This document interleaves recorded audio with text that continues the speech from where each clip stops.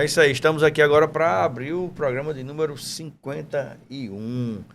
Como o nosso convidado, mais que especial, né, da edição de número 50, tem muito a nos ensinar, ele está aqui mais uma vez para que nós possamos ter essa edição de número 51, não é isso aí, meu amigo? Poço de informações. Bem-vindo, Radamés. Em 2002, só fechar aqui o ciclo, Sim. eu conheci o Empretec. Foi quando eu já estava no Sebrae, sendo estagiário. Eu fiz um processo de seleção que teve lá dentro do Sebrae, porque aí eu comecei a estudar, comecei a me conectar. 3 meses de estágio no Sebrae, eu soube de um processo seletivo que ia ter no Sebrae para consultor do Sebrae. Aí eu li o edital e disse, aí descobri no edital que não tinha nenhuma restrição do tipo quem ainda estava em graduação que podia fazer, porque eu estava na graduação na época de administração. Se eu vou tentar, não está dizendo aqui que tem que ser já formado, isso era só um processo seletivo para consultor do Sebrae, não sei o quê. Também não pede experiência, então eu vou arriscar, vai que. Né? E aí eu me preparei para esse processo. A entrevistadora, quero aqui mandar um abraço, ela assistia, a Andréa Rosado, que está à frente do empreendimento dos pais, eu acho que na concessionária. Sim. Tá lá. Era ela, na época, a diretora dessa parte do projeto dentro do Sebrae. Lá em Natal, eu tinha que ir para Natal participar desse processo, dessa seleção. E eu me lembro que isso foi num carnaval, período de carnaval, e eu fiquei imerso, me preparando para ter algum diferencial lá na hora. Porque eu não tinha mestrado, eu não tinha nem graduação ainda, e eu queria fazer algo diferente para ficar.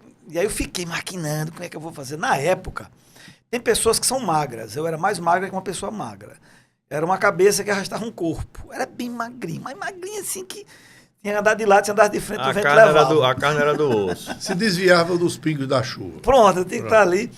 Então, o capital estético nunca foi meu diferencial, sabe, dominante. Eu tinha que ter alguma coisa intelectual que a pessoa gostasse da conversa e não de quem estava ali, porque eu já sabia que esse não era o meu diferencial. Então, me preparei, fiz na época, estou falando 2002, eu fiz o meu currículo, era só uma folha, aí fiz um CD bem pequenininho, e dentro do CD eu coloquei um monte de coisas que eu já tinha estudado, curso, tal, para tentar na hora lá, e me preparei, fiz um cartão de visitas, me preparei, fui tudo arrumadinho, tá, me participei do processo, e treinei dezenas, eu não sei, mas tá quase, não sei, não lembro o detalhe, mas eu treinei todas as possibilidades de perguntas que iam ser feitas para eu ter a resposta. Eu me preparei, eu fui assim, eu vou, ela só não me encontrada se ela não gostar de mim. Mas a conversa vai ser pau a pau, como diz assim. Eu não sabia nem quem era ela, só descobri depois, né? Que eu fui aprovado e ganhei. Depois eu descobri que eu concorri com 14 pessoas, dos quais tinha 2 com mestrado. O restante tudo graduado, só eu que não era graduado. E não era aquela figura típica que talvez alguém contrataria. Porque eu era mas o olho brilhava na conversa com ela e eu vou fazer acontecer esse negócio aí. Você sabe disso aí não, mas não precisa de uma semana, mais que uma semana para aprender isso aí não. Então eu jogava na real, dizia o que não sabia, o que sabia, mas era aquela conversa sabe, parecia que eu sabia de tudo que eu estava falando. Essa entrevista foi com o André? Foi com a Andréa, lá no Sebrae, em Natal. Eu vou contar isso para ela quando me encontro. Vou qualquer dia lá na concessionária fazer uma visita lá para ela, porque eu me lembro que na conversa foi tão boa que ela disse, olha, pode ser que eu não lhe contrate, mas a conversa foi boa. Pode ser que você não seja aprovado. Eu acabei sendo aprovado, me tornei o consultor do Sebrae, passei 4 anos como consultor do Sebrae, e aí, meu amigo, parecia que eu tinha ido para o Olimpo. Porque agora eu ia conviver com os empreendedores. Agora eu ia conhecer, eu passei 4 anos convivendo com ele, eu ia para lá, para as lojas, e para lá bater um papo assim com o empreendedor, para mim aquilo era mais importante. Eles me recebiam como se fosse uma autoridade, porque eu era consultor do Sebrae, aquele negócio. Mas eu ia muito mais para aprender, porque eu não sabia muita coisa. Passei 2 anos aqui e 2 anos em Açu, que foram 2 anos bem difíceis em Açu, porque eu ainda fazia faculdade. Inclusive fui reprovado na disciplina porque eu trabalhava no Sebrae lá à noite, tendo que juntar empresário para reunir. E uma das professoras não admitia, você tem que estar aqui. Eu disse, mas professora, eu estou trabalhando e tal. Não quero saber, você escolheu fazer. Ela era bem intransigente, bem... Eu entendo. Ela não sabe o que é empreender. A maioria dos professores da universidade não sabe o que é a vida de ralar. Ela estudou, conseguiu êxito naquele concurso, é professora, então ela não entendia aquele que tinha que passar o dia trabalhando. E no meu caso, eu tenho que trabalhar à noite, que é o horário das reuniões com os empresários, era à noite.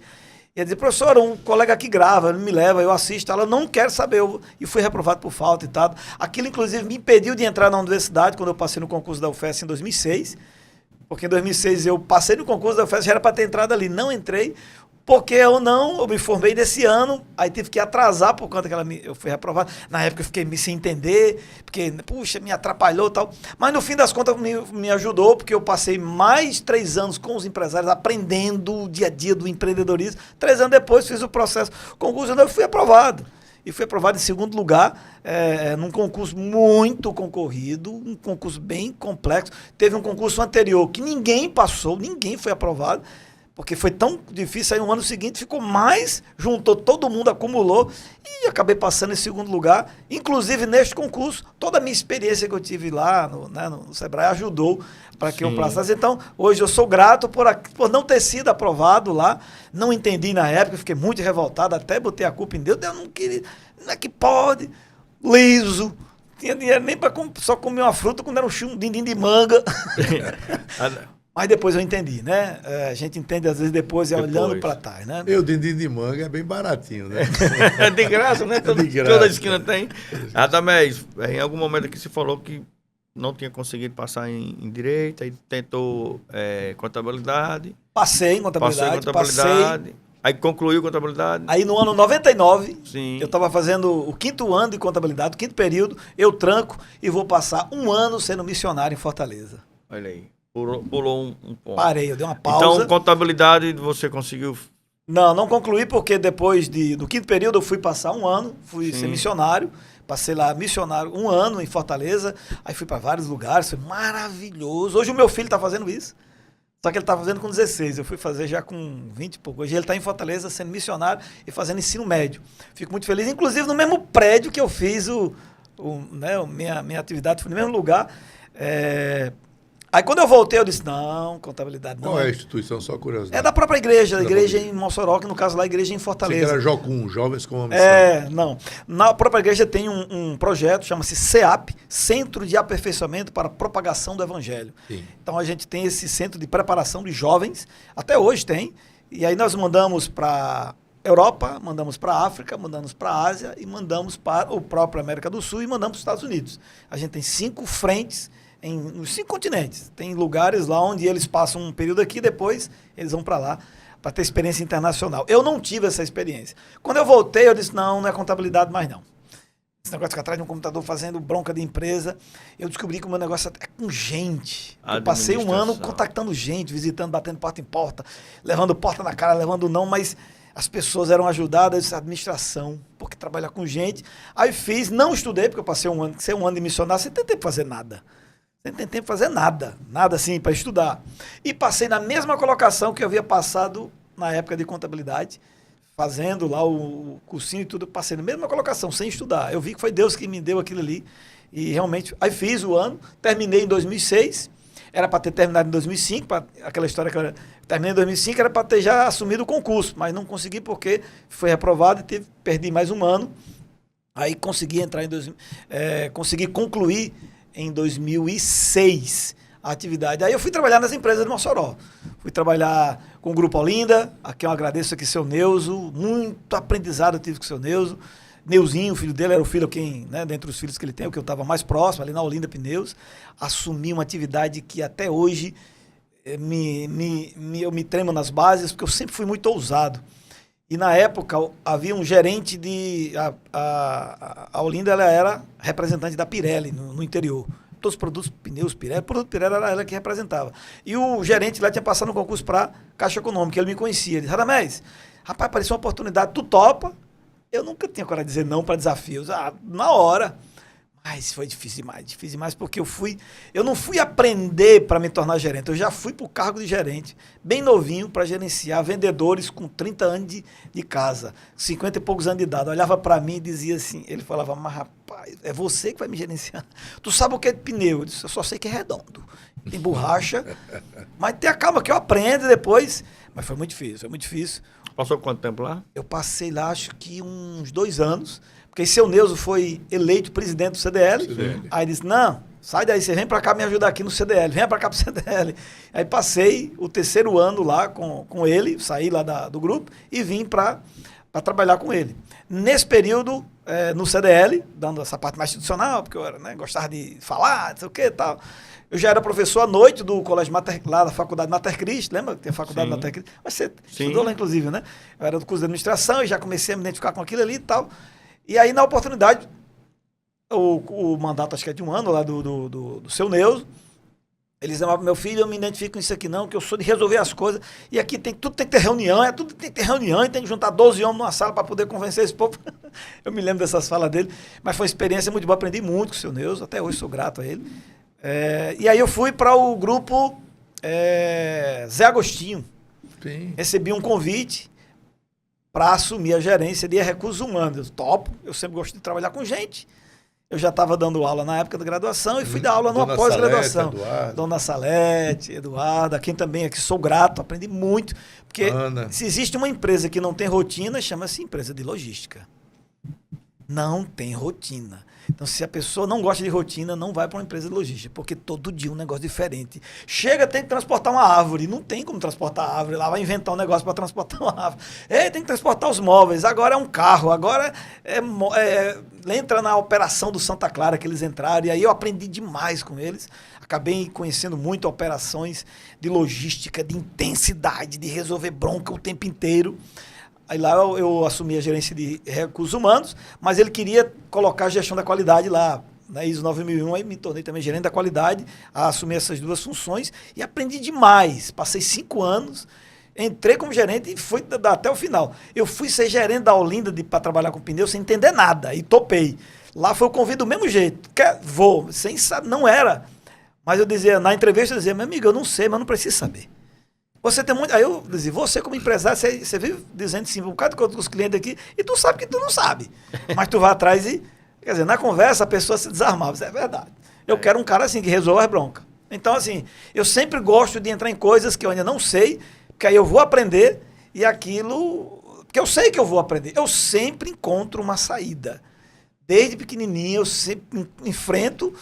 Eu vou fazer o programa, foi do mesmo jeito, não sei como é que é, mas eu vou fazer. Antes desse programa, eu já tive um programa de televisão, num canal aqui lá no Santa Edelmira, um convite de um colega que tinha lá vou trazer ele, inclusive, aqui para fazer essa entrevista com ele, porque faz tempo que eu não sei nem onde é que ele está.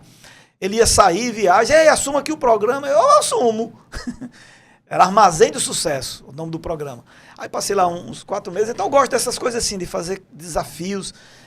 2002, 2003, casei em 2006, aprendi a botar meta. Quando eu aprendi esse negócio de ter meta, lá no Empretec, o poder da meta, foi quando eu conheci Victor Frankl. Eu conheci Victor Frankl no Empretec. Dentro de uma das aulas é citado o exemplo de Victor Frankl. E aí eu fui atrás dele, tanto é que estou terminando uma pós-graduação agora sobre ele, esse trabalho da importância de os sobreviventes do campo de concentração, eles tinham metas. E aquela meta era maior do que a dor que eles tinham. A dor, inclusive, fazia parte da estrutura deles para um dia ser o que eles queriam ser lá na frente. É um negócio meio louco, porque você sobreviver campo de concentração, você tem que ter alguma coisa muito forte na vida para poder viver. Para terminar, posso terminar a jornada? Para chegar hoje, aos dias de hoje. Eu queria que você falasse um pouco, falou muito aí sobre, até agora, assim, falou sobre só a figura de Radamés, né, pessoa física. E hoje eu queria que você falasse um pouco Radamés, depois, empreendedor. Não, depois de casado, né? Como foi, se puder. Mas o meu, sua esposa, você é de Baraúna, sua esposa de onde ela é? Meu casamento é outro projeto empreendedor. Minha esposa, filha de uma pessoa muito bem sucedida, lá em João Pessoa, morando em apartamento, aquela jovem cristã desde os seus 10, 11 anos, uma joia rara dentro da igreja. E eu, sítio Mataburro, morando em casa de estudante, a conheci numa conferência, né, nos encontros da igreja. Da igreja. E aí eu a conheci, aí o coração bateu assim, disse, rapaz, gostei e tal, mas e aí eu caí no mundo real. O mundo ideal era aquele que eu imaginava, mas o mundo real como é que vai ser? Eu não vou morar em João Pessoa, não tem ninguém, nem parente lá, como é que vai ser esse negócio? E aí nós começamos a namorar pelo telefone. Interurbano, meu amigo, passei quase um ano pagando essas contas de Interurbano e Mais por um e-mail. Mais um investimento aí. Mais um viu? investimento. E eu consegui o número dela, comecei a conversar, tudo bom, ela tudo e tal, e a conversa era boa, não sei o que, tal. Enfim, nós namoramos, que eu chamo de namoro na igreja, como é que nós entendemos namoro? Nós não temos o conceito de namoro do mundo na igreja, não tem namoro lá, a gente chama de fase de conhecimento. E se eu me decido conhecer uma pessoa, tem que ser para casar. Não é para ficar. Eu tenho que respeitar aquela mulher. Eu não posso ficar, ela ser uma que um monte de gente vai passar por ela aqui. Que história é essa, né? Não é BR para gente ficar transitando e ter muitos. Não. Então a gente respeita muito isso na igreja e todos os nossos jovens são ensinados assim. Se entrar no relacionamento é para casar. Se não for, não entre.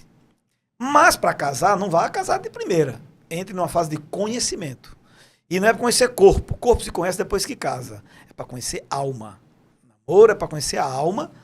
Conhecer quem é a pessoa, você vai vir morar com ela um dia. Então nós começamos essa fase de conhecimento que a gente chama na igreja, durou um mês. Com um mês, aí eu disse, é ela, eu tenho certeza que é ela, para mim já está claro, o temperamento, o comportamento, os valores, né? Eu fui atrás para procurar saber, ela também foi, eu descobri depois que ela fez certíssima, quem era esse rapaz aí, e esse rapaz está aqui conversa com... Depois de 30 dias, aí eu disse, pronto, chegou o dia, vou pedir em noivado. 30 dias. Eu já sabia, eu já tinha clareza no meu coração que era ela. Mas e o medo de levar um não? Porque eu tinha certeza que ia ser um não. O ano foi em 2005. Eu tinha certeza que ia ser um não. Porque era só olhar para as realidades. A realidade dela era uma, dos pais dela, o padrão de vida. Aí você já estava na fase de conhecimento. Eu tinha 30 dias que tinha conhecimento. Como é que foi esse conhecimento? Por telefone e por e-mail. Eu ainda tenho impresso hoje esses e-mails. Na época do Zip e-mail, porque eu mandava os e-mails, ela respondia, eu mandava e-mail, ela respondia. Que namoro estranho, né? Não tinha rede social, o Orkut estava ali, talvez, era usada, mas eu não tinha recurso para isso. Gente. Meu celular era lanterninha, não tinha essas...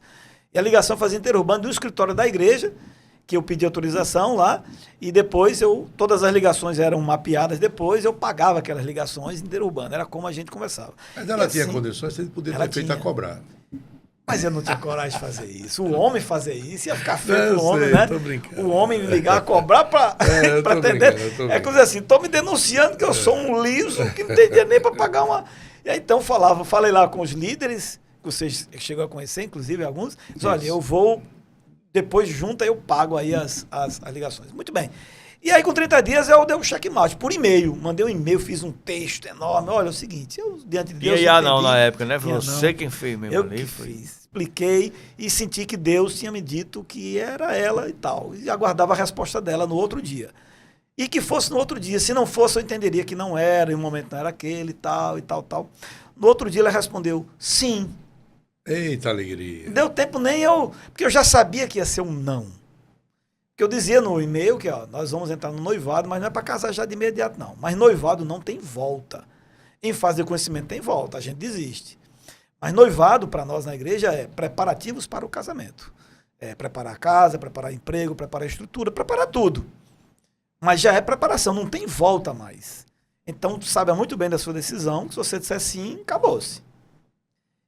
Não precisa dizer, enfim, né, seja consciente. Ela disse sim, já foi logo, opa! Então, se é assim, mandei outro e-mail dizendo depois, tal dia eu vou aí a João Pessoa falar com seus pais, para saber deles, né? Porque eles não sabiam que a gente namorava, né, por e-mail, namorava por telefone, né? Eles não sabiam, porque eu que ligava pro celular dela. Então, aí, de repente, com 30 dias depois, eu apareço lá. Aí ligo pro pai delas, eu queria ir conversar com o senhor, falar, explicar, quero pedir a mão da sua filha em noivado. E não tem volta, não. Aí o homem entrou em desespero, a irmã dela ficou em desespero, porque não sabia quem eu era, e foram atrás, fizeram investigação, o dossiê e tal, e fui, falei, resumindo, tudo ok, passamos um ano de noivado. Ela lá e eu aqui, continuando distante. Até que a gente foi estruturando, aí vamos procurar emprego para você aqui, porque é mais fácil você vir para cá do que eu ir para aí. Se eu for para aí, eu vou desempregado. Se você vier para cá, eu aqui pelo menos já estou empregado. Ela estava terminando a faculdade também, de pedagogia lá, trabalhava numa escola, mas era aquela coisa, não tinha muita garantia. E aí ela conseguiu aqui um trabalho na escola, aqui eu também sou muito grato, que meus filhos estudam nessa escola até hoje, uma escola de missionários batistas americanos, família Ken Stuck, família Stuck, e eles têm aqui uma escola lá no Planalto 13 de Maio, o Educandário Alfa, Instituto Alfa, uma escola fantástica. Todos os irmãos, todos os cristãos que eu conheço, que têm filho, eu digo, bota seu filho lá. Ah, mas é longe. Que conversa de longe? O que é longe em Mossoró? Defina longe em Mossoró. 10 minutos? 5 minutos? Então você não sabe o que é longe. Vai para São Paulo saber o que é longe. Lá para Fortaleza mesmo vai descobrir o que é longe. E aí, ela começou a dar aula lá. E aí, pronto, começou a dar aula e nós então casamos, 2006. E aí muda toda a dinâmica, porque de fato eu começo a projetar. Em 2002, o casamento foi em 2006, mas em 2002, durante o Empretec, aqui serve para vocês, para não ficar só uma história. Tem muitos princípios aqui de aprendizado. Em 2006 eu aprendi o poder das metas. E em 2006 eu botei a meta de casar, ter 3 filhos, ter um carro, morar num condomínio. Só que na época eu estava fazendo isso onde? Morando na casa do estudante. Só comia fruta quando comia um dindim de manga. E em 2006 começa as coisas a se cumprir, aquilo que eu tinha feito numa meta. Durante o Empretec eu fiz essas metas. Foi lá no mensuráveis. E foi tudo smart, tudo mensurável. Smart. Ano tal, vai ter assim, tal. E eu fiz metas para 20 anos. 20 anos. Aí fui voltando, com 19, com 18, com 17, com 15, com 10, com 5, até onde eu estava, para entender o que é que eu tinha que fazer em cada época. Passo a passo. Aí ficou mais fácil, que eu só tinha que fazer aquilo naquele período e tal. Mas incrível o poder das metas, gente. As metas simplesmente se cumpriram. Eu tenho 3 filhos, casei com uma pessoa que estava lá na meta, adquiri o carro que eu queria, moro numa casa, num condomínio, que para mim aquilo eu olhava assim, é só o sonho de ver aquilo. E consegui passar num bom concurso. E depois, eu acho que entrou nos momentos mais presentes mesmo, né? Aí dentro da universidade eu comecei a empreender, porque eu descobri que ser peça de uma máquina, eu ia morrer. Porque eu sou muito mais do que uma peça de uma máquina. Em uma instituição pesada como as universidades são, você só é uma peça. E aí foi quando eu comecei a inventar outras coisas. Eu vou inventar alguma coisa para fazer, porque eu vou morrer aqui dentro se eu ficar só fazendo isso aqui. Porque a realização se cumpriu em 1 ano, eu já estava satisfeito, realizei. E agora eu vou fazer o quê? Aí eu comecei a inventar coisas. Em 2007, 2008, aí fui dar aula, aí fui fazer cursos. Em 2005, eu criei um curso no Sebrae chamado Neurofitness. Primeiro curso de criatividade do Nordeste. Não tinha curso de criatividade no Nordeste. Eu fui estudar um monte de livro, comprei, adquiri, aprendi. E desde aquele dia até hoje, desde 2005, eu sempre desenvolvi palestras, treinamento focado em comportamento. E o meu foco nessa área sempre foi em área comportamental. E nunca mais parei de trabalhar com esse assunto.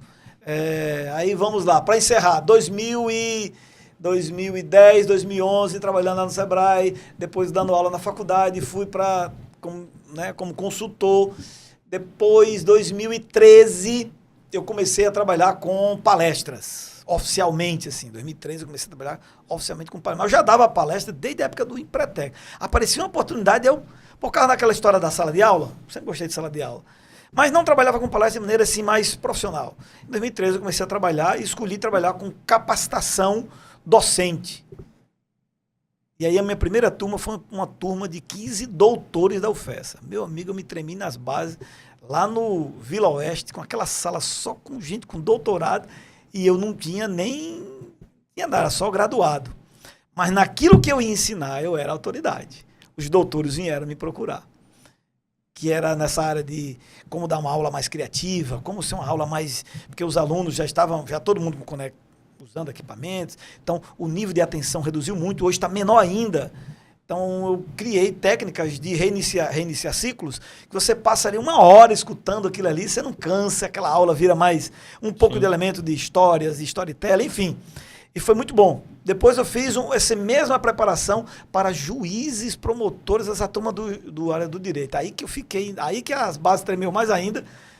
Foi quando eu conheci Erval, o doutor Erval.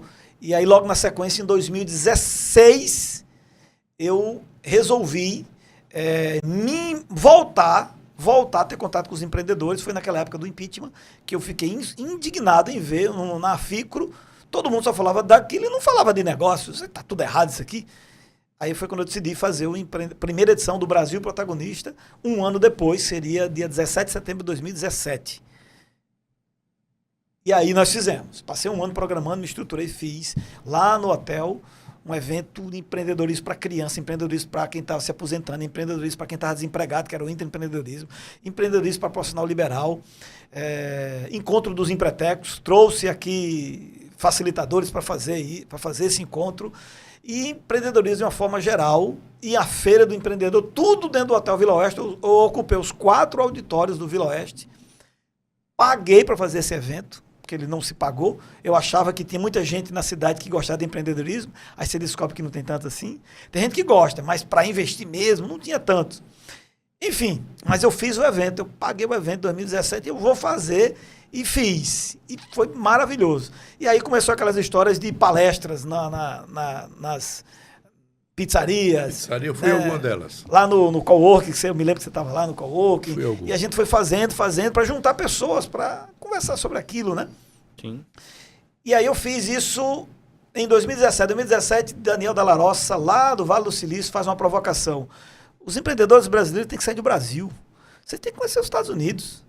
No meio da palestra, eu disse, Daniel, era online, usando o Skype. Daniel, se a gente for aí, você recebe a gente?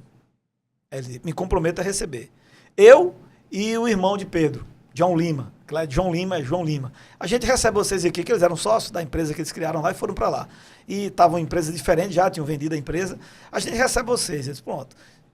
Se prepare que daqui a um ano a gente aparece aí. E assim aconteceu. Em setembro de 2018, no ano seguinte, nós fizemos uma viagem aos Estados Unidos. Fomos num grupo de 6 empreendedores aqui da cidade. Pessoas que gostavam daquele assunto. E eu montei um grupo pequeno, porque era um grupo piloto, que tinha que caber num carro. Para poder a gente rodar, alugamos um carro e rodamos o Vale do Silício, meu amigo. Várias cidades. Foi uma experiência assim, sobrenatural. Já tem data para retorno lá? Para retorno, hein? Então, aquela história de fazer algo que você não... Eu gosto de fazer coisa que eu ainda não fiz.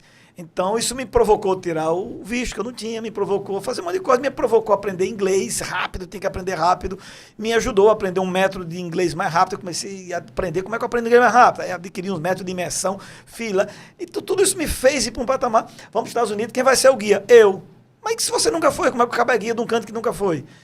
Aí eu fui usar o LinkedIn como canal de conexão, me conectei com um monte de brasileiros, descobri um monte de brasileiros. Até hoje eu me comunico com eles, um monte de brasileiros. Tem a gente muito generosa, todos me receberam, que eu já tinha o plano B, que eu disse, um cara que mora na cidade começa aqui, que ninguém sabe nem quem é, vai ser porta na cara, eu vou chegar lá e dizer, fulano, eu sei lá quem é você, meu amigo. Eu já fui preparado para isso. Eu sempre tive essa estratégia. Minha esposa diz, às vezes você é pessimista. Eu disse, não, eu sou realista com o pé no chão, porque se não der certo, eu já tenho um plano B, porque aquilo não der certo. Mas o plano A deu super certo. Enfim, foi uma maravilha a experiência. E aquilo abriu algumas portas para a gente fazer outras coisas depois. Mas no ano seguinte, eu disse, não vou mais para o Vale do Silício, não tenho o que fazer lá, porque eu vou ver mesmo as pessoas. Aí eu programei uma viagem para a China. Ela ainda não saiu. É a viagem que está programada, é levar para a gente conhecer a China. O que você vê hoje de Vale do Silício, de inovação, é porque você não tem noção onde é que a China está. A China está bem à frente em algumas áreas de tecnologia do que os Estados Unidos, em algumas áreas. E na época eu tentei até transformar isso num tipo de negócio. Inclusive o Jansen já foi provocado nesse projeto. De vez em quando a gente dá uma soprada nele, depois segura, porque ele é um projeto interessante. Mas ele é um projeto mais premium, é um grupo, tem que ser algo premium e tem que ter massa para isso. Isso não dá certo para Mossoró, tem que ser para o Brasil, porque são poucas pessoas aqui para você tentar montar uma caravana. Então, é um projeto mais arrojado. Mas, assim, essas coisas me estimulam porque faz a gente sair de um patamar que está para um outro patamar. E é do jeito que eu fiz com os Estados Unidos, eu já fiz com a China. Já tem gente esperando lá. Brasileiros lá, que se a gente for, tem lá. Aí eu acabei depois fazendo com Israel do mesmo jeito. Israel, se a gente quiser, mas com fim nessa área mais empreendedora. Se bem que Israel tem muita gente indo, né? Para fazer a própria viagem, né? Tal. Aí depois eu parei um pouquinho porque eu redirecionei. Eu fui estudar empreendedorismo. Mas estudar o empreendedorismo. Fui estudar capitalismo. E depois que eu estudei, eu quero encerrar essa parte aqui, porque eu acho que até passou nosso tempo. Sim. eu descobri que o capitalismo genuíno, o capitalismo original, é um capitalismo que foi destruído e não é mais o que é no início. O capitalismo genuíno, ele surgiu com os puritanos, fugindo da Inglaterra, para descobrirem a sua vida. Cristãos. Foram para os Estados Unidos. E foram para os Estados Unidos empreender. A Nova Inglaterra. A chamada Nova Inglaterra. E quem descobriu isso? Max Weber, um sociólogo, pesquisador da área. Quando a gente faz faculdade, lá na disciplina de sociologia, um dos autores que a gente estuda é Max Weber. Só que a faculdade não olha para ele com um olhar como depois eu descobri. É aquela coisa parcial, rapidinha e tal, e termina e depois você só vê. E a maioria de nós, convenhamos, só estudou para fazer prova, não estudou para aprender. Pouca gente estuda para aprender. Foi a descoberta que eu fiz depois. E lá em casa eu bato muito com os meninos, bato assim no bom sentido, para eles aprenderem, não estudar para fazer prova. Toda a estrutura é em cima disso. Isso é um outro tema que em breve eu ainda vou bater em cima disso, eu vou trazer algum produto em cima disso, ainda vou aprender, ainda vou trazer alguma coisa nesse sentido para ajudar as pessoas a aprenderem para a vida e não para fazer prova. Que todo o nosso sistema educacional está em cima disso. Isso é uma desgraça, isso é uma tragédia. Uma tragédia. Depois descobri então que Max Weber, no seu livro A Origem do Capitalismo e a Relação com o Protestantismo, é totalmente direta. Os Estados Unidos só é o que é por causa do protestantismo, que criou um capitalismo. E aqui eu vou falar um negócio que eu vou falar mais sobre isso daqui para frente. E vocês são cristãos e são empreendedores. E vocês vão ver eu falando muito disso para vocês a partir de agora. Por quê? Todo o mercado criou... Anote isso, agora é aula. Agora eu vou dar uma aula aqui para vocês. Uma aula que eu aprendi. Não porque eu tenha isso, mas eu aprendi isso e vale a pena. Principalmente aqui eu quero que todos os cristãos aprendam sobre isso. Inclusive é um dos motivos que quando você me fez aquele convite para participar daquele grupo, é porque está alinhado com essa visão. Porque para os puritanos, ser empreendedor era uma missão. Para eles, empreender era uma missão. Porque a gente tem um conceito de missionário, aquele que abandona tudo e vai depois para a África, pregar o evangelho. Esse é um tipo de missão. Mas há muitos outros missionários, como por exemplo os valdenses lá na França, que eram colportores, eles eram missionários, empresários, que saíam vendendo as coisas e quando tinha oportunidade, eles tiravam pedacinhos de papéis de transcrições da Bíblia e davam para as pessoas, porque na época dele, lá pelo ano 1300, nessa época, era proibido. O rezar o Pai Nosso, que todo mundo reza hoje, era proibido rezar o Pai Nosso. Pessoas eram mortas porque rezavam o Pai Nosso. E hoje, enfim, mudou, mas naquela época era... Então eles faziam aquela... Sendo empresários, mas empresários para Deus. Então esse conceito me chama muita atenção e mudou muito meu conceito. Inclusive você participou de um projeto online, o Tent Building, que era construtores de tendas, que era inclusive o empreendimento de Paulo. Paulo era empreendedor, ele era um construtor de tendas, ele trabalhava e era missionário, inclusive ao mesmo tempo fazia aquela dupla atividade e dá para a gente fazer isso. Dá para a gente ser empreendedor, mas aí isso só dá certo se nós entendemos o conceito de como ser um empresário, um capitalista, não atual, porque o capitalismo atual ele se perverteu, como muito acontece na humanidade. Vai mudando, vão mudando, por conta de você querer agradar as pessoas, querer agradar todo mundo, fizeram um equívoco tremendo. As empresas hoje colocam o cliente em primeiro lugar, não é isso? Está errado. Não era assim no início. Não era assim no início. O cliente é consequência de uma outra pessoa se nós colocarmos em primeiro lugar no nosso negócio. Os puritanos faziam xícaras, faziam cadeiras para Deus. Não era para cliente. Nossas empresas deviam fazer cardan para Deus. Estou alugando aqui uma casa. É bíblico, né? É bíblico. O cliente vai se beneficiar disso que eu faço. E por que que isso deu certo? Porque se você faz um celular para Deus, eu pergunto, como é que vai ser esse celular? Bom ou ótimo? Se você faz para Deus, você vai fazer o melhor. Mas se você faz algo para os clientes, você vai... Quem é que está lá do outro lado? Às vezes você tem cliente bom, mas você tem cliente corrupto, injusto, né? Um monte de problema, e você pode fazer o seu melhor. Ele não dá a mínima que você fez. Mas quando você faz algo para Deus, você recebe de Deus o retorno. Sim. As pessoas são beneficiadas. Eu estou trazendo aqui um conceito novo, para muitas pessoas isso é um conceito novo. Para mim, quando eu descobri isso, foi libertador. E me tirou desse conceito, que inclusive próprias instituições que ensinam o tempo inteiro, põe o cliente em primeiro lugar. Faz tempo que eu não tenho mais cliente em primeiro lugar. Em primeiro lugar, amigo, é Deus.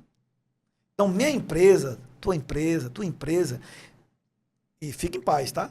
Eu penso assim, Primeiro lugar aqui é para Deus. Se eu dou uma palestra é para Deus. Se eu faço uma consultoria é para Deus. Se eu faço um produto é para Deus. Hoje, por exemplo, eu estou trabalhando com inteligência artificial. Esse material aqui é uma consulta de 7 empreendedores de IAs que eu tenho, me trazendo uma opinião sobre um problema que eu quero resolver. Aqui tem Steve Jobs, Elon Musk, Leonardo da Vinci, tem um monte de gente aqui de IAs que eu pergunto a eles. Mas eu não sigo o que eles estão falando aqui, porque eles são muito bons no que fizeram, sim, são muito bons. Mas depois eu pergunto, Senhor, e aí, como é que eu faço? Esse cliente, como é que eu faço? Porque eu estou fazendo para ti. Ele é o beneficiário, mas ele não é número 1. O capitalismo, quando surgiu, era assim. E se você faz assim, tu vai prosperar, meu irmão. O que aconteceu com o tempo? Mudaram tudo. Então hoje, ao invés de fazer para Deus, você faz para o cliente. Isso é complicado, que algumas pessoas vão dizer, quer dizer que o cliente está em primeiro lugar? Não, não devia estar. Primeiro devia estar Deus. Até a construção de protagonismo, de empreendedor, isso é bíblico. Isso é de Deus. O empreendedorismo é um reflexo daquilo que está na Bíblia. Deus é o maior empreendedor que existe, amigo. Se você for tente descobrir quantos empreendedores bilionários são ateus. Você não vai encontrar. Porque é meio até contraditório, porque o ateu diz, não, tudo é pó cósmico, eu não sou nada, tudo isso aqui é nada, eu nem existo, na verdade é só um construto de pó cósmico. Então esse cara não tem uma coisa que empreendedor tem, que é objetivo, transformar o mundo, fazer acontecer, crescer. Se o cara acha que é só um pó cósmico e tudo aí não é nada, e não existe nada, um criador, faz sentido, então ele nem ser empreendedor. Altruísmo passou longe. Vai passar longe. Mas o empreendedor, ele é altruísta, que ele está pensando no próximo. Eu queria ampliar isso. Não pense no próximo, pense em Deus primeiro. Eu tenho uma carteira de 1000 clientes, pois você devia ter só um cliente, Deus. No sentido assim de ser o principal. Agradando ele, aí eu agrado os demais. E aí, você acha que você vai entregar um serviço ruim? Não vai. Só que se você tiver essa visão, eu queria falar isso aqui para vocês, porque antigamente a gente, às vezes, quando escuta as autoridades empresariais falando, você acha que aqueles são referências. Não são. Para mim, a referência é Deus. O maior empreendedor que passou por aqui foi Deus. Jesus Cristo é o maior empreendedor que existe também na causa, porque empreender é ter uma causa. Então, por que eu tenho uma empresa? Por que você tem esse estúdio? Devia ser para agradar a Deus, em primeiro lugar. Depois, os demais. Ter essa visão implica nos seus 30 funcionários, deve ter o mesmo pensamento. Eles não precisam ser necessariamente grandes homens de Deus, não. Mas eles também têm que entender que ali Deus tem que ser em primeiro lugar. Rapaz, eu comecei a pensar nisso e comecei a agir nisso. Não é de estranhar que os meus 2 companheiros aqui da bancada são também cristãos. Uhum. E não tenho nada contra, tem um monte de amigos que não são cristãos, tem um monte de gente que não são. Mas, para empreender, para produzir, fazer a diferença, deixar um legado, se não tem Deus como seu valor, há uma coisa chamada choque de cultura. Não dá para a gente associar. Mas, infelizmente, alguns empresários e alguns coaches usam apenas o nome de Deus para terem uma aceitação. E benefício próprio. E benefício próprio. É errado. E isso está corrompendo um pouco essa sociedade. Sim. Porque o legado que fica é um legado não sadio. É artificial. Artificial. Né? E aí acaba sendo desmascarado. Não tem como, né? O que Eu não é verdadeiro... Conflito, você vai ficar assim, puxa, rapaz... O que eu penso é que eu também passei por isso. Você começa a fazer algumas coisas, você começa a prosperar. Porque a prosperidade não tem uma relação direta com Deus. Tem muitas pessoas que não entendem, são prósperos. Prosperidade tem a ver com uma série de questões que você aprendeu, você é inteligente. Então, o sucesso deixa rastro. Então, se você aprender o caminho e seguir, você vai conseguir também. Agora, se você tem capacidade daquilo, inteligência para aquilo, resiliência para aquilo, coragem, são outros elementos que tem pessoas que não são cristãos que têm. A pergunta que eu faço é, qual é o propósito do que você tem, do que você faz?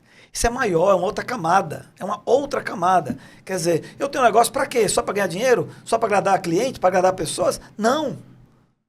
Se for para agradar a Deus, eu posso, inclusive, ter uma empresa, 2, 3. Eu estou fazendo um trabalho que a gente vai conversar daqui a pouco sobre isso, justamente com cristãos, pessoas que estão alinhadas à minha mesma cultura. Porque eu não tenho por que entrar em ajudar pessoas que na conversa não vai bater cultura.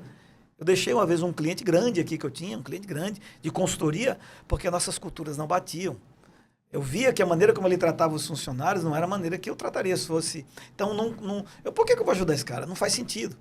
Tanto que a gente chegou na conclusão que era melhor a gente parar a consultoria, porque eu estava ajudando de uma forma que ele ajudava. Estava totalmente errado os funcionários que não batia com a minha cultura. Diz, olha, os colegas de funcionários não devem ser tratados dessa forma. Não pode ser tratado dessa forma. E aparentemente eu estava entregando a ele o que ele me contratou.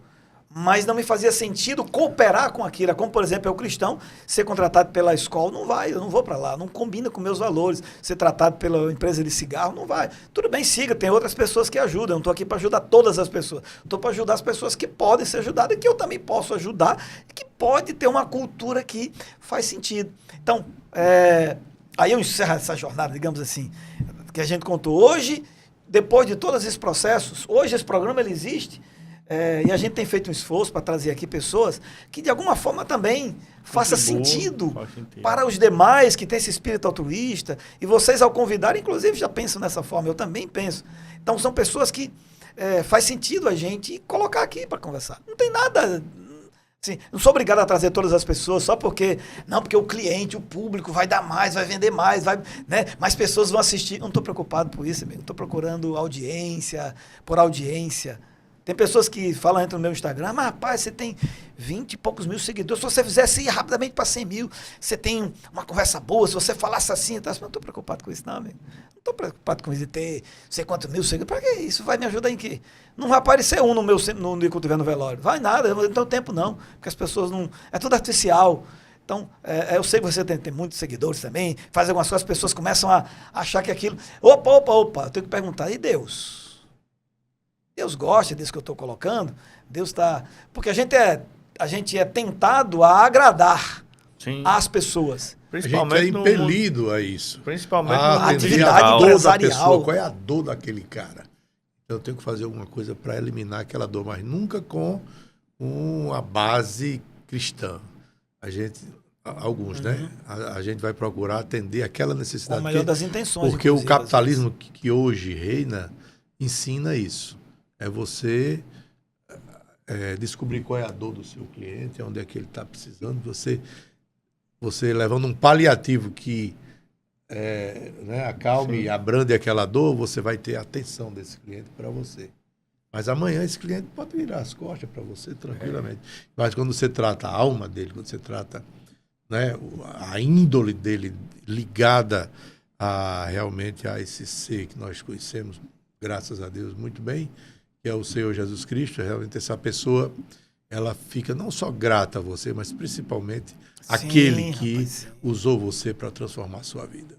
Sim. Chegando já aos finalmente, né? Eu queria só fazer uma pergunta aqui. Eu fui um entrevistado que estourou. Em algum momento aí na sua vida, na sua história, deixa assim bem, fazer uma pergunta bem... Radamés Dantas, ele pensou em desistir em algum projeto? A não ser aquele do livro, né? Que você foi para professora, e aí como foi? Em algum momento dessa sua trajetória, da sua história de vida, o professor Radamés pensou em desistir, chegou a desistir? Fala pra gente aí. Com certeza. Qualquer ser humano. Se aí eu for contar, não, porque tem gente que depois, às vezes, quando consegue algum resultado, aí ele começa a contar umas histórias que não são tão... tudo é coisa fantasiosa, coisa de Hollywood. O ser humano normal, ele tem altos e baixos, tem suas dores, ele tem seu momento de dificuldade. E é natural qualquer ser humano fugir da dor. Porque a dor é desagradável, né? A dor é desagradável. E tem a frustração, a gente tem muitas frustrações. E já passei por muita frustração, dor emocional, por conta justamente de querer agradar pessoas. Boa. Rapaz, hoje eu digo a você que isso diminuiu muito. Porque eu estou muito preocupado em agradar as pessoas. Eu não preciso ser desagradável. Ninguém precisa querer ser desagradável. Mas você pode ser a melhor das pessoas, você vai desagradar. Aí depois que você faz as pazes com isso, eu estou preocupado em agradar a Deus. Primeiramente, porque eu não conheço em nenhum lugar, esse livro que já tem mais de 3 mil anos de existência, que é a Bíblia, em nenhum lugar Deus querendo desagradar o ser humano. Ele sempre quer o melhor para o ser humano. Ele quer tanto o melhor que ele mandou o filho dele para vir aqui. Então, peraí. Ele sempre quer o melhor para mim. Só que às vezes a gente não entende qual é o melhor dele, o tempo dele, tem uma série de outras coisas. Então, eu meio que fui me libertando de querer ter que agradar as pessoas. agradar todo mundo, agradar as pessoas e agradar primeiramente a Deus. Mas no meio do caminho já tive vontade de desistir, vontade de rapaz, ir embora do Brasil, já teve um bocado de vezes, por exemplo. Quando você olha para esse país, quando você olha para o caos e quando você olha que não vai ser resolvido assim como a gente pensa, você fica naquela gangorra, agora parece que vai, agora parece que vai. Aí você vai começando a entender que, aí eu sendo bem franco com vocês, eu só vejo duas portas, só duas saídas para o Brasil. Primeira, é ficar aqui e colocar minha energia toda para tentar trazer o Senhor Jesus, ainda aqui no Brasil. Trazer o Senhor Jesus. Só tem como resolver o problema social do Brasil, é Jesus vindo na sua segunda vinda. E até lá viver o melhor que eu puder, protegendo os meus familiares, que é o meu verdadeiro país, a minha nação, na verdade, o meu reino. Na verdade, é minha esposa, meus 3 filhos, porque ali eu tenho como ser o exemplo para eles. Eu me preocupo sim em ser exemplo para meus filhos, me preocupo em ser exemplo para minha esposa. Esses 4, de fato, porque eles existem, eles estão comigo por uma escolha minha. Se não fosse minha escolha, eles não estariam. Nem minha esposa, nem meus filhos. Então, eu faço tudo por eles. As demais pessoas, eu vou tentar fazer o melhor que eu posso, mas entendendo que elas não têm obrigação, né, de me retribuir o que eu espero delas, e nem meus filhos também. Mas da minha parte, eu vou fazer o melhor e fazer sempre o melhor para todos. Mas tentar trazer o Senhor Jesus para resolver o problema social do Brasil. Rapaz, só Jesus voltando. Virar de direita para a esquerda, diagonal, essas coisas estão ainda no lugar errado. É igual o Jardim do Éden. Tem a árvore da vida e a árvore do conhecimento do bem e do mal. O lugar melhor é a árvore da vida. A árvore do conhecimento do bem e do mal melhor é do bem e do mal. Olha, tem o bem também aqui. Mas tem o mal. O problema dela não é bem ou mal, o problema é a fonte dela. A fonte está errada. Então, o nosso país, se for para um lado ou para outro, não tem muita solução. Então, eu vou buscar o plano A, que é esse. Aqui, ajudar o maior número de pessoas que puderem, sabendo que vou continuar tendo frustrações. Hoje eu também faço parte da liderança da igreja de Mossoró, sou um dos líderes da igreja. E a gente está na igreja, você vê muito isso também. Você está sempre ajudando as pessoas, está sempre ali querendo ajudar. Você tem frustrações com as pessoas, você tem frustrações na família, com parentes, você tem frustrações com a administração do país, você tem frustrações em todos os lugares. Então, às vezes você quer evitar a frustração tomando a medida de se afastar daquilo ali. Então, ficar aqui, plano A, e trazer o Senhor Jesus. Investir em missionários, estou muito investindo atualmente em missionários, eu também sendo missionário, porque desde que eu fui missionário, parece que aquele negócio entra, você nunca deixa de ser. Você quer, isso aqui faz parte disso, de ajudar empresários a entender que a empresa dele pode ser uma missão. Eu vou fazer muito isso daqui para frente, quero fazer isso. Ajudar pessoas que estão chegando na terceira idade, na geração prateada. Inclusive vai ter um evento agora, dia 20, lá no auditório, só para geração prateada. A gente vai dar lá um trabalho só com esse pessoal, para eles entenderem o quão valiosos eles são e que essa história de aposentadoria é coisa do inferno. Que aposentar, ninguém aposenta, rapaz. Você pode diminuir o ritmo, mudar a estratégia, fazer outra coisa, mas conceito de aposentar, eu interpreto como uma coisa muito maligna, muito maléfica para a população. Eu vejo isso na universidade onde eu estou, você aposenta e começa a entrar em pânico. E eu vou fazer o quê? Vou fazer o quê? Vou fazer o quê? Aí se submete, às vezes fica uma situação de penúria, porque não quer se aposentar e quer produzir, mas onde produz já não produz porque ninguém vê com bons olhos, você fica ali num ambiente meio deslocado e tal. E o segundo saída, a outra opção é continuar trazendo o Senhor Jesus, mas em outro país. Ir para outro lugar. Não me parece o momento ser essa a melhor opção. Então, enquanto a gente puder, aqui nós vamos fazer o que a gente pode aqui. Mas, em primeiro lugar, agradar a Deus, trazendo o seu filho de volta, sua segunda vinda, e enquanto estiver aqui, ajudar o maior número de pessoas com o que a gente aprendeu, com o que a gente sabe, né? Com empreendedorismo, com um monte de coisa que a gente estudou, um monte de coisa que a gente pode ajudar, e ajudando sem esperar nenhum tipo de retorno no nível que a gente espera, porque você vai só se frustrar. E aí, frustração, se a gente faz as pazes com isso, a gente vai ajudar e vai ajudar. É como esse programa vai durar enquanto ele durar. No dia que ele não der mais certo, a gente vai encerrar na maior paz, na maior tranquilidade, porque a gente já ajudou um monte de gente, porque esse é o programa 50, meu amigo. É assim. E é isso, né, meu amigo? É isso aí, estamos aqui concluindo. Quero agradecer a Radamés mais uma vez aí pelas palavras, por expor pra gente aqui um pouco da sua trajetória, da sua vivência, da sua experiência, dos seus cases aí de sucesso, né? Quando você começa a falar aí, eu começo a a viajar, a entender as coisas.